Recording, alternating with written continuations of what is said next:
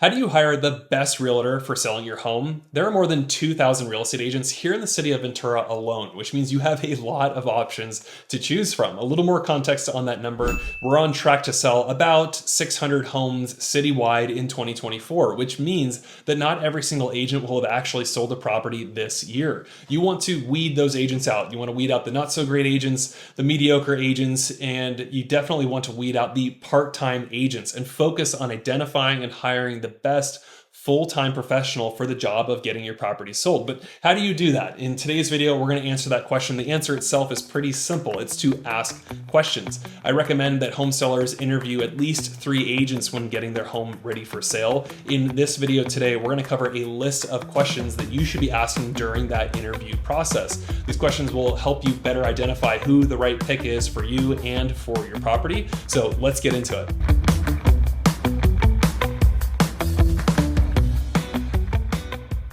Let's start with the most common question that homeowners have of real estate agents, and that is, how many years have you been in the business? Now, most homeowners are using that question to gauge the experience or the level of expertise of the real estate agent. And in my opinion, that's not the best way to get to that answer. A better way to do that is to ask the real estate agent, on average, how many transactions are they closing in a given year? You can have an agent that's been licensed for 5, 10, 15, even 20 years, but if they're only selling one home every 18 months, they're not going to be the most up to date in terms of what buyers want, what the latest contracts, forms, and addenda are from the California Association of Realtors, or even the latest marketing techniques that are going to be effective in getting all eyeballs on your home, resulting in offers at the price and terms that you are looking for. So if you really want to gauge an agent's experience, ask them how many transactions they average in a given year. The next question you should ask is, how do you determine the listing price for my home? Now, most professional agents are going to have a predetermined process for compiling the comps. Comps is realtor speak or shorthand for comparable sales. This is something like, all homes that sold within a 1-mile radius of your property. It's homes that sold within the last 90 days or were sited on a half acre or greater because your home is on a half acre or greater. A professional agent is going to be able to articulate and explain how they compile that data and information and how they use that to determine what the market value is for your property. How do you help me prepare my home for sale? So generally speaking, the interview process is you have the agent come over to your home, you sit down at your dining room table, maybe your kitchen table, talk about the comps, the marketing plan, and you give them a tour of your home. Now, the professional agent is going to be, during that interview, creating a short mental list of items that need to be addressed before the home goes on the market. Examples of these could be, maybe your daughter's room is neon pink. The professional agent is going to suggest that you get that painted a light, bright, neutral color before the home goes on the market. Maybe your gardener has been slacking and some of your trees and shrubs in your backyard are overgrown, and it's just going to present a little bit better if those were trimmed back. The professional agent is going to make that suggestion. Final example, maybe your husband's man cave is stacked floor to ceiling with sports memorabilia. The professional agent is going to, in a nice way, suggest, we need to get this room decluttered. We need to get some of these items out, put them into the garage, get them out of sight so that when buyers are coming through the home, they see a nice, clean, well put together property. What is the name of your photographer and videographer? If the real estate agent that you're interviewing says, oh, don't worry, I handle all the photos and the videos on my own, on my phone, wrap up that interview as quickly as you can and send them on their way. They're not the right fit for you. So I have to explain something. The way that buyers are shopping for homes in today's market, they typically have the Zillow app, the Redfin app, the Realtor.com app on their phone, and they're just perusing homes that are in their price range in the neighborhood they want, and they're flipping through photos pretty rapidly. If your home is not captured by a professional photographer and videographer, that buyer is going to quickly swipe left on your property and move on to the next. They won't even take the next step, which is so crucial, of calling their buyer's agent and setting up a showing of the home. You only get one chance to make a great first impression, and that is achieved by having professional photos and videos captured of your property. The next important question to ask during these interviews is, what is your marketing plan for my property? Now, most amateur agents, even lazy agents, they get all excited that they took a new listing, they run over to the house, they snap some photos with their flip phone, they load it into the multiple listing service, and then they cross their fingers and hope that buyers come through and offers start to come in on the house.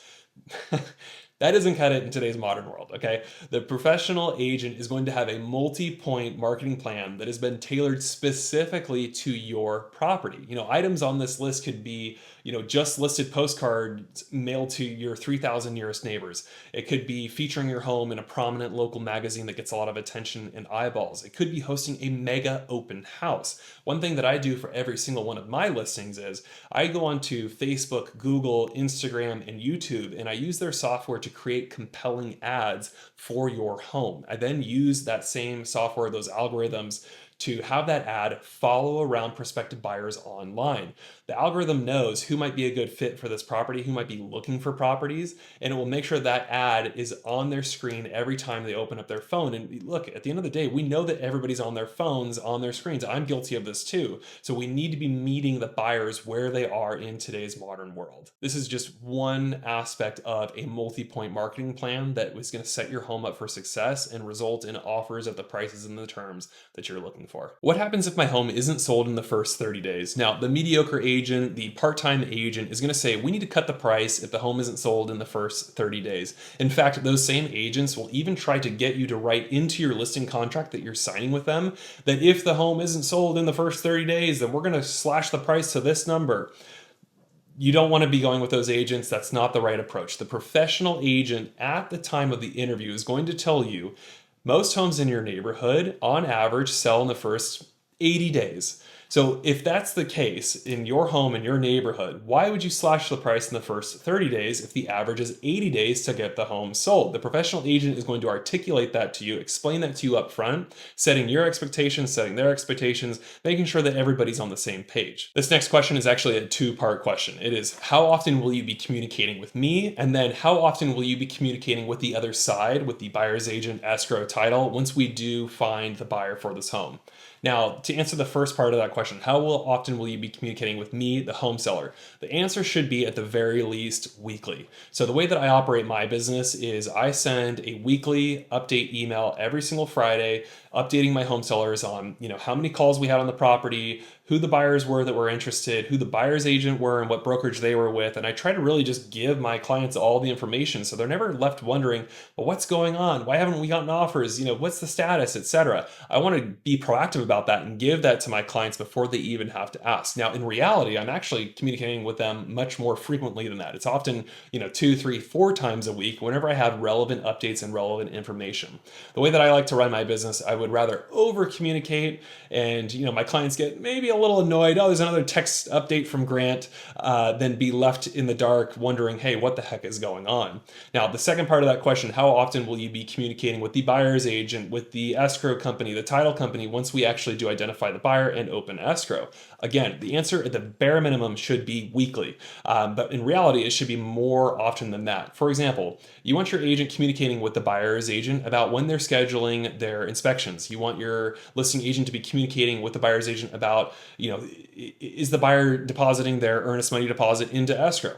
That same question could be applied to the escrow officer as well. Hey, have you received the buyer's earnest money deposit yet? These are important questions and important information that let you know that the transaction is in fact on track, and your listing agent should be gathering that information and feeding it back to the seller along the way. Do you plan to install a lockbox on my home? Now, any agents that are watching this video, they're probably going to be upset by my answer to this, and that's okay. I work for my clients, I don't work for my colleagues. But before I get into my reasons why I don't like lockboxes, I want to show you 2 common examples of lockboxes that agents use.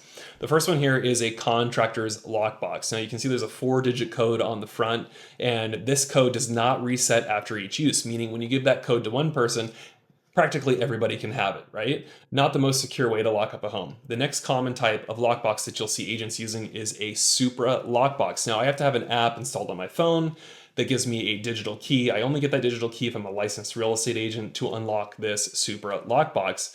And also it does notify the listing agent, when I do access this. So it's a little added layer of protection. But again, I'm just not a fan of lockboxes in general. And here's why. There's a few different reasons. The first one is, I think it's lazy to go and put a lockbox on a property. It's just laziness in my opinion. You might have agents that say, well, I have 20 listings, so there's no way I could possibly show every single one of my listings personally, and I need to just go put a lockbox lockbox on there so that buyers can access it when they want to access it. Now, that is true. You want buyers to be able to get access to a home, to go and set up a showing for a home when they're most excited about it. You want to capitalize on that. But my response to agents that say, well, I'm too busy, I have 20 different listings, how could I possibly show every single one? Maybe it's time for that agent to go and hire an assistant or a showing agent that can go and help them to make sure that somebody from their team is physically present during those showings. Now, you might have a buyer that comes through, and this is probably a very rare case, but it could happen. Maybe you have a nefarious buyer in your property that's unlocking windows when their buyer's agent is not looking, so they could do something bad in the evening after everybody's gone home. You don't want that, right? If I'm there and I'm present, the chances of that happening are drastically reduced because I'm going to go and check all doors and windows before I leave the showing. Another reason is I have been hired by my sellers to go and articulate what is so special about the home, the upgrades that the seller has made, the nooks and crannies and all the special features of that property to a potential buyer. And if I'm not there, I'm not able to articulate that to them to make sure that they truly understand all the wonderful features of the property. The third reason why I want to be present during these showings with buyers is to handle any objections. And objections might come from a buyer, and they might also come from a buyer's agent. I have had buyer's agents come through a property, take one quick glance at the roof and go, that roof is shot, you're gonna need to replace that. This probably isn't the house for you.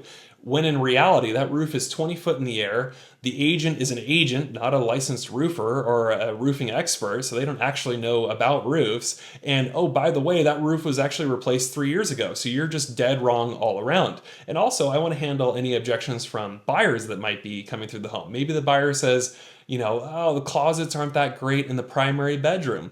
Well, if it's just the buyer and their partner or their spouse and they don't have any kids or their kids are grown and gone, I need to be there to remind that buyer, every closet in this house is yours. And in fact, the bedroom that's next door to the primary bedroom, why couldn't we just turn that into a closet? I'm there to handle those objections and take negatives and turn them into possible positives. And the only way that I can do that is if I'm actually boots on the ground showing my own listings. Okay, final question here. Aside from the commission that you're negotiating with that listing agent for compensation to sell your home, what other fees might you be responsible for paying? Now, a lot of brokerages, in fact, most of them, think Sotheby's, Berkshire Hathaway, where I am, Realty One Group, Keller Williams, etc., Remax, charge their agents a fee for every file that they bring into the brokerage. Now, here's the problem. A lot of agents will then turn around to their clients and try to pass that fee on to them. I'm not wild about that. I don't do that with my clients. And here's the reason why. When I'm booking a hotel, for example, online, I see the advertised nightly rate. And in my mind, I'm thinking, that's the fee that I'm going to pay. That's the fee that I want to pay. Only to find out when I'm giving them my credit card that I have to then pay an additional resort fee, a parking fee, etc. It's not a good feeling. So you want to make sure that you're clear with your listing agent upfront. What fees are you going to be responsible for? What's the bottom line? What is the net number that you are going to owe to get this property sold? And you're only going to know that if you're asking those questions. Most agents aren't just going to volunteer that information up front unless you're working with the true professionals out there. All right, that's the list of questions that you should be asking agents as you interview them for the job of selling your home. If you have any questions about the Ventura real estate market or about interviewing agents or anything real estate related, I do consider myself a bit of an expert here in the Ventura real estate market. All of my contact information is down below in the description. Thank you guys so much for watching, and we'll see you on the next video.